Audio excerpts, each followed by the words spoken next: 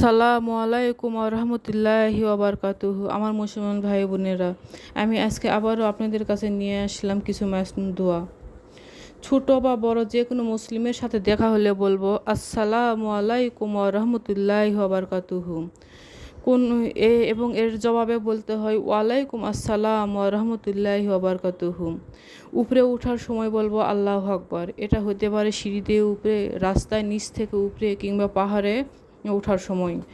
নিচে নামার সময় বলবো সুবহানাল্লাহ। সমতল স্থানে হাঁটার সময় বলবো লা ইলাহা ইল্লাল্লাহ।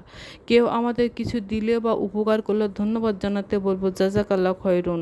যে কোনো হালাল খাবার খাওয়ার শুরুতে বলবো বিসমিল্লাহ।